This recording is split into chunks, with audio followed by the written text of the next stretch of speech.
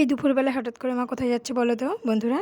তো আমাদের রাস্তার ধারে একটা লেবু গাছ আছে, সেই লেবু গাছ থেকে কটা লেবু পারবে সেই জন্য যাচ্ছে।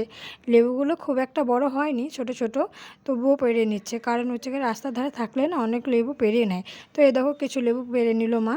তো চলো বাড়ির দিকে যাওয়া যাক, লেবু শরবত করা হবে। সেই কারণে লেবুগুলো দেখো মা কাটছে লেবুগুলো। আসলে কি হয়েছে বলো তো, কয়দিন ধরে বাড়ির মানুষের এত শরীর খারাপ হচ্ছে না, আর এত অ্যাসিডিটির প্রবলেম হচ্ছে। তো কালকে কী হয়েছিলো তোমাদেরকে একটা ঘটনা বলি। পাউরুটি করেছিল মা, ডিম টোস্ট। তো হচ্ছে গিয়ে খেয়েছিলাম বাড়িতে প্রত্যেকে সবাই। তো সবার এত অ্যাসিডিটি হয়ে গেছে, সবাই বমি করে দিয়েছি, তার শরীর সবারই ভালো নেই, খারাপ খুবই। তো সেই কারণে মা বলছে আজকে গাছের লেবুগুলো পেড়ে শরবত করা হবে। তো সেই কারণে শরবতটা আর কি করা হচ্ছে। তো এই যে চলো শরবতটা সবাই খেয়ে নিই। আর এদিকে দেখো আমার এই বোতলটাই ভরে দিচ্ছে আমার মেয়েকে। ও খুব ভালোবাসে, ও বলবে লেবু জুস লেবু জুস। তো তোমাদের ভিডিওটা কেমন লাগলো কমেন্ট করে নিশ্চয়ই বলবে। ভালো